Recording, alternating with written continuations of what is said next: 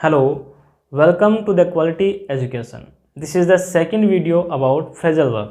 इससे पहले वाले वीडियो में हमने जिस तरीके से फ्रेजल वर्ब के बारे में पढ़ा था, सेम उसी प्रकार का तरीका या फिर जिस तरीके से हमने उसको याद किया था, जो भी फ्रेजल वर्ब थी उसको याद किया था, ठीक उसी प्रकार से थोड़ा सा अलग तरीका।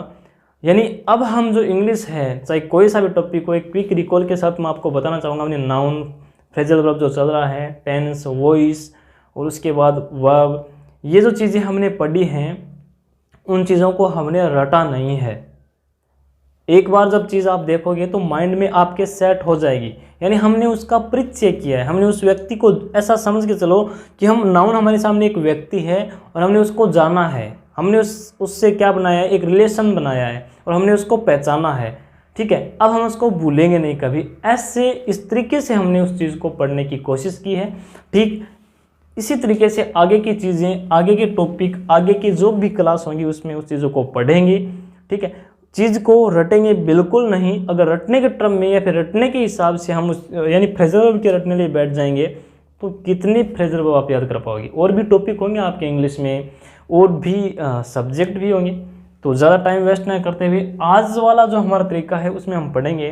पिछले वाले वीडियो में या फिर पिछले वाली क्लास में हमने एक वर्ब ली थी, उस वर्ब के साथ हमने प्रीपोजिशन को जोड़ा था। तो आज सेम तरीका नहीं लेके थोड़ा सा अलग लेके चलते हैं। आज हम ले लेते हैं एक प्रीपोजिशन। आज हमने एक प्रीपोजिशन ले ली और इसके साथ जोड़ेंगे वर्ब को। ठीक है, जितनी भी जो वर्ब हमारे आगे आएंगी उन वर्ब को जोड़ेंगे और जोड़ के उनका अर्थ समझेंगे। लेकिन तरीका वही होगा।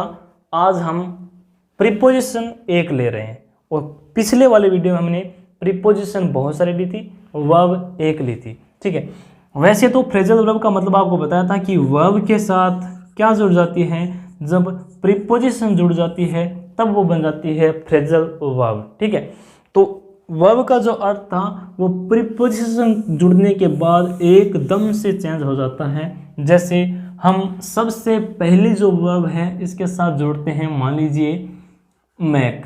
ठीक है, मैक से बना मेकअप। मैक का मतलब बनाना होता है, लेकिन यहाँ पे मेकअप का मतलब बनाने से नहीं होगा। अब एक तरीके से, एक लॉजिक से, एक जुगाड़ से इस चीज़ को देखते हैं जो आप कभी भूलोगे नहीं। आपके सामने ये शब्द आएगा तो इसका प्रयोग। अब आपने मेकअप है, यानी अब तक हमने जितनी फ्रेजल वर्ब पढ़ी हैं, जितनी भी आगे पढ़ेंगे, वो हर एक है, यानी हर एक एग्जाम पॉइंट ऑफ व्यू की दृष्टि से हर एक फ्रेजल वर्ब है वो इम्पोर्टेंट होने वाली है और आपने इनका यूज़ भी किया है। लेकिन एग्जैक्ट यूज जब आपके सामने सेंटेंस में करना होता है तब नहीं कर पाते। किस प्रकार उनमें सेंटेंस में यूज करेंगे वो हम पढ़ने की कोशिश करेंगे। जब मेकअप साथ में पढ़ेंगे तो देखो, मेकअप का मतलब उसी मेकअप से समझो जो लेडीज वगैरह करवाती हैं। वो जो मेकअप होता है, उस मेकअप के पीछे जो ओरिजिनल चेहरा होता है उस चेहरे को बनाया जाता है ना, यानी उस चेहरे को चेंज किया जाता है, उस चेहरे को सुंदर बनाया जाता है, यानी वो चीज़ फेक हो जाती है। असली चीज़, जेन्युइन चीज़ वो नहीं है। तो वो चीज़ जेन्युइन नहीं हो कि वो क्या है, एक बनावटी चीज़ है। तो मेकअप का मतलब क्या हो जाएगा, बनावटी। या फिर मेकअप का जो दूसरा मतलब है वो हो जाएगा दिखावटी। कैसे याद कर पाएंगे इनको? जितने भी एक्टर एक्ट्रेस जो होते हैं वो मेकअप करवाते हैं, यानी ठीक इसी तरह से जितने भी एक्टर एक्ट्रेस रहते हैं वो मेकअप करवाते हैं। पहले टर्म में अपने जो भी चेहरा है उस चेहरे को सुंदर बनाने या फिर सुंदर दिखाने के लिए, दूसरा अपने चेहरे को एक फेक दूसरा चेहरा बनाने के लिए, नकली, बनावटी, दिखावटी दिखाने के लिए ये मेकअप करते हैं। तो मेकअप जो होता है वो ओरिजिनल नहीं होता, ये धोखा है हमारे साथ, यानी छलावा है। ओरिजिनल चेहरा नहीं होता, उस चेहरे को सुंदर बनाया जाता है, लोगों को दिखाया जाता है सुंदर बना के, तो वो बनावटी है या फिर दिखावटी है। उम्मीद करता हूँ कभी नहीं भूलोगे आप मेकअप जो फ्रेजल वर्ब है उसको। दूसरी जो हमारी फ्रेजल वर्ब है वो है, यानी वर्ब है बरिंग। ठीक है, और इसके साथ जो जुड़ी हुई प्रीपोजिशन है वो है अप, ब्रिंग अप। ब्रिंग का मतलब किसी चीज़ को लाने या ले जाने से होगा, यानी कोई चीज़ हम ला रहे हैं तो उस चीज़ को ऊपर ला रहे हैं। ऊपर जब हम ला रहे हैं तो इसका मतलब होगा, यानी किसी चीज़ को ऊपर लाएंगे तो हमें उसकी क्या करनी पड़ेगी भाई, देखभाल करेंगे।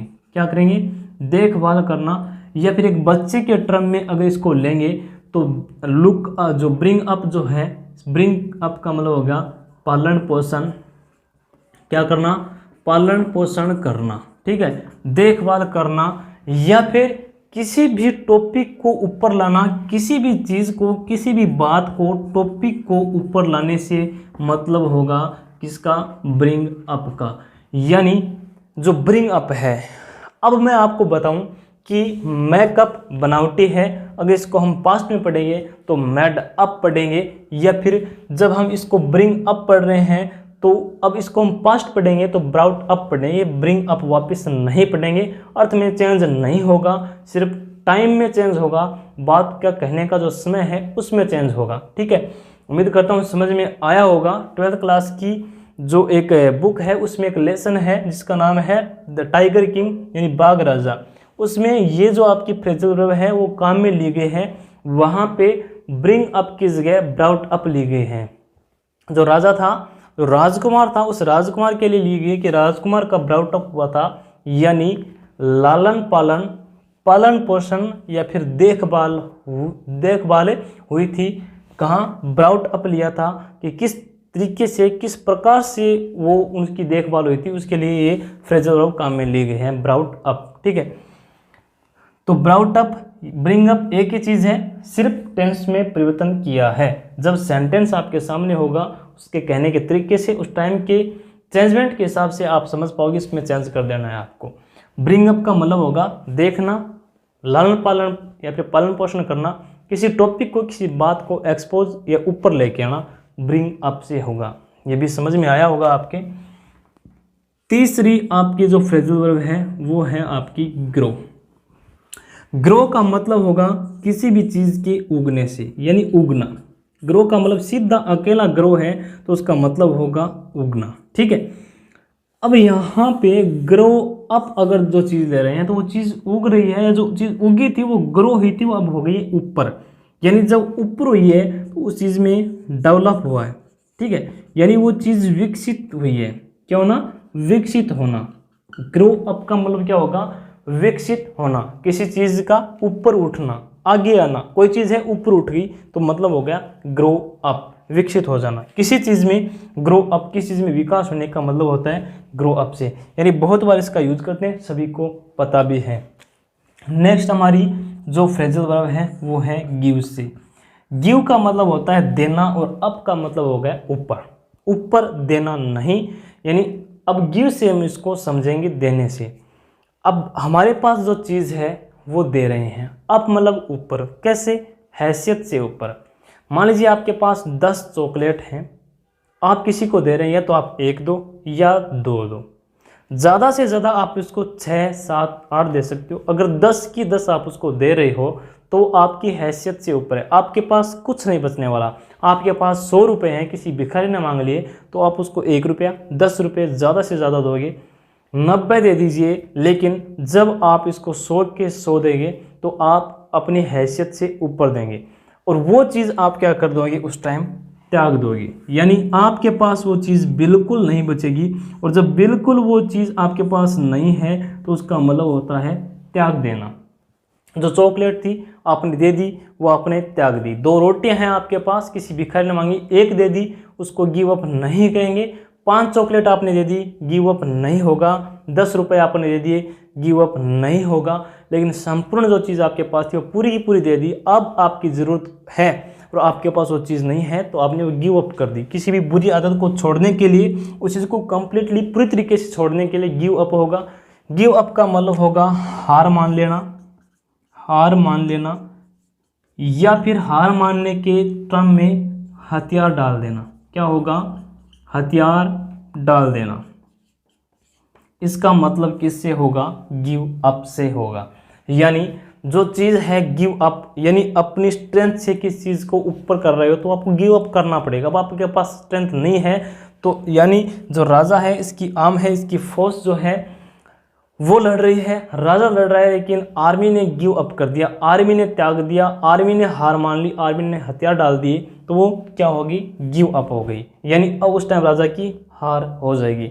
तो गिव अप आपके अच्छे से समझ में आया होगा, या जितनी भी चीज़ें आपने पढ़ी हैं वो उम्मीद करता हूँ कि एक एक चीज़ आपके क्लियर हुई होगी। आगे चलते हैं, गेट अप, यानी ये तो आप बहुत बार पढ़ चुके हैं, यूज भी लिया है। गेट का मतलब ऐसे प्राप्त करना होता है, और गेट अप यानी ऊपर प्राप्त करने से नहीं होगा। गेट अप यानी आप जब भी अर्ली मॉर्निंग यानी सुबह जल्दी उठते हो, किसी भी टाइम उठते हो, कोई भी टाइम हो, जब आप उठते हैं तो उस टर्म में आप लेते हैं, उठ जाने के टर्म में आप गेटअप का यूज लेते हैं। ठीक है, गेटअप किस चीज़ के ऊपर उठने से, ऊंचे आने से, या फिर उठ जाने से होता है। सचेत होना ही आप इसको बोलते हैं, लेकिन ज़्यादा टर्म में गेटअप यानी उठ जाने से ही होगा। नेक्स्ट है टर्न को लेके चलते हैं। ठीक है, ये नॉर्मल थे इसलिए इनको ज़्यादा नहीं बताया, जो आपको ज़्यादा बताने थे वो अब मैंने बताए हैं। टर्न अप, टर्न का मतलब होगा मोड़ना, और अप का मतलब होगा ऊपर। अब देखो इसको समझो, ये टर्न कोई चीज़ मुड़ रही है, ठीक है, लेकिन टर्न ऊपर मुड़ रही है, यानी वो चीज़ ऊपर से मुड़ के वापस अब ज़्यादा मुड़ गई। मोड़ना तो उसको थोड़ा था, लेकिन मुड़ गई ज़्यादा, तो वो ज़्यादा चीज़ अगर मुड़ गई तो मुड़ के वो आपके सामने वापस आ रही है। तो टर्न अप का मतलब क्या हो गया, प्रकट होना, प्रकट होना, या फिर आपके सामने क्या होना, उपस्थित होना। क्या होना, उपस्थित होना। तो टर्न अप का मतलब समझ गए होंगे आप, इस तरीके से याद रहेगा आपके, एक बार देखने मात्र से ही, कि टर्न का मतलब मुड़ना होता है, लेकिन टर्न अप वो चीज़ ज़्यादा मुड़ गई और ज़्यादा मुड़ रही है तो आपके सामने वो वापस आ रही है, सामने आप वापस आ रही है, मतलब प्रकट हो रही है। तो टर्न अप का मतलब क्या होगा, प्रकट होने से, उपस्थित होने से होगा। एक और आपकी फ्रेजल हम देख लेते हैं, जो है यहाँ से इसको देख लेते हैं, जो आपकी है लुकअप। ठीक है, लुकअप, लुकअप, लुक का मतलब देखना, अप का मतलब ऊपर होता है। अब ऊपर अगर आप चीज़ को देख रहे हो, यानी कोई भी डिक्शनरी है, उस डिक्शनरी के ऊपर पेज पे या फिर उस मीनिंग्स के ऊपर देख रहे हो, तो कहने का मतलब वो चीज़ आप ढूंढ रहे हो, मीनिंग का पता कर रहे हो, उसके लिए आपको लुकअप करना पड़ेगा, यानी ढूंढना पड़ेगा, पता करना पड़ेगा। तो लुकअप का मतलब क्या होगा भाई, ढूंढना या फिर पता करना। ढूंढना या फिर पता करने के टर्म में जब भी हमें कोई फ्रेजल वर्ब यूज में लेनी होगी तो आप लुकअप यूज में लेना। लुकअप फ्रेजल वर्ब है, उसको काम में लेना। लुक देखना, अप ऊपर। जब भी आपको कोई शब्द है, कोई भी शब्द है, किसी भी मीनिंग को देखना है, खोजना है, तो आप लुकअप करो उस डिक्शनरी के ऊपर या फिर उस पेज के ऊपर, उस मीनिंग के ऊपर लुकअप करो। इसका मतलब होगा ढूंढना या फिर पता करना। जितने भी 7-8 आपने फ्रेजल वर्ब पढ़ी हैं वो उम्मीद करता हूँ आपके समझ में आई होंगी। एक बार इनको क्विक रिकॉल के साथ दोबारा देख लेते हैं। सबसे पहले हमने मेकअप पढ़ा था। मेक का मतलब बनाना होता है, अप का मतलब ऊपर होता है, तो ऊपर बनाना नहीं होगा। मेकअप को अपने वाले मेकअप से पढ़ते हैं, जो लेडीज़ इवन एक्टर एक्ट्रेस जो भी करवाते हैं, वो अपना चेहरा होता है दिखावटी या फिर बनावटी, जेन्युइन वो चीज़ नहीं होती। मेकअप जो होता है, जिस दिन दुल्हन करवाती है वो 2 दिन के बाद मेकअप तो धुलेगा, ठीक है, तो वो पहले दिन वाला चेहरा उसका 2 दिन बाद नहीं होगा। मेकअप जो भी करवाता है, जिस दिन करवाता है, जिस दिन वो चेहरा दिख रहा है, वो उस दिन बनावटी है, जेन्युइन नहीं है। अगले वाले दिन वो चेहरा सेम नहीं होगा। तो पिछले वाले दिन वो बनावटी था, आज सेम है। जो फेक चीज़ है, बनावटी है, दिखावटी है, उसको बोलेंगे मेकअप। मेकअप हमारे साथ धोखा है, ठीक है। आगे चलते हैं, ब्रिंग अप। ब्रिंग अप यानी किसी चीज़ को ला रहे हैं, ऊपर ला रहे हैं, तो उसकी आपको ऊपर लाते इसमें देखभाल करनी पड़ेगी। और देखभाल करने के टर्म में परवरिश करना, देखभाल करना, लालन पोषण करना या फिर पालन पोषण करना, लालन पालन करना, टॉपिक को ऊपर लाना, किसी बात को ऊपर लाने से ही होगा bring up. Grow up, grow का मतलब उगना, और अप ऊपर। अगर ग्रो उग रहे हैं पेड़ पौधे और ऊपर आ रहे हैं तो उनका विकास ही हुआ है, विकसित हुए, डेवलप हुए, तो ग्रो अप मतलब विकसित होना। गिव अप, त्याग देना, छोड़ देना, हार मान लेना, हथियार डाल देना, यानी गिव अप, अप ऊपर देना, गिव देना अप ऊपर अपनी हैसियत से, और अपनी हैसियत से ज़्यादा अगर स्ट्रेंथ लगा रहे हो तो आपको हार माननी पड़ रही है। अब आपकी शक्ति खत्म हो रही है। जितनी आपकी हैसियत है, जितनी आप में जी जानती है, आपने लगा दी, ऊपर आप लगाने की कोशिश कर रहे हो, तो आपको हार माननी पड़ेगी, हथियार डालने पड़ेगी, वो स्ट्रेंथ आपकी खत्म हो जाएगी। तो त्याग देना, हार मान लेना, जो भी चीज़ आप किसी को दे रहे हो थोड़ी दे दी तो गिव अप नहीं होगा, संपूर्ण चीज़ दे दी तब गिव अप होगा। लुकअप ढूंढना, पता करना, किसी चीज़ को खोजना, यानी लुकअप किसी डिक्शनरी के ऊपर देखने वाले एग्जाम्पल से। उसके बाद गेट अप, उठ जाने से होता है टर्न अप, कोई चीज़ मुड़ रही है और अप ऊपर मुड़ के अब सामने वापस आएगी, तो प्रकट होना, उपस्थित होना। उम्मीद करता हूँ जितने भी 7-8 आपको फ्रेजल वर्ब बताए हैं वो समझ में आई होगी आपके। जिस तरीके से हमने पढ़ी है उसमें रटने की ज़रूरत नहीं है, और भी आपको रटने की ज़रूरत नहीं पड़ेगी। कब? जब हम इनकी इंग्लिश पढ़ेंगे। अब हमने इनको हिंदी में पढ़ा है, जब हम इनकी इंग्लिश पढ़ेंगे तो एक बार हम वापस ये तरीका एक बार काम में लेंगे, और दूसरी बार जब हम इंग्लिश पढ़ेंगे तो उसको इंग्लिश में तोड़ मरोड़ के जोड़ के कैसे याद करना है वो भी मैं आपको बताऊंगा। तो ये आपके लिए बिल्कुल भी हार्ड होने वाला नहीं है। कोई भी टॉपिक हो हम उसका परिचय कर रहे हैं, उसको जान रहे हैं, ठीक है, और जानने के बाद हम उसको नहीं भूलने वाले। मान लीजिए हमें ये व्यक्ति मिला है और हमने इसका नाम जान लिया, अब हम इसका नाम नहीं भूलेंगे, ऐसा आप सोच के चलो। नेक्स्ट वीडियो में, नेक्स्ट क्लास में इससे भी बेहतरीन कंसेप्ट, बेहतरीन तरीका लेके आने की कोशिश करूँगा।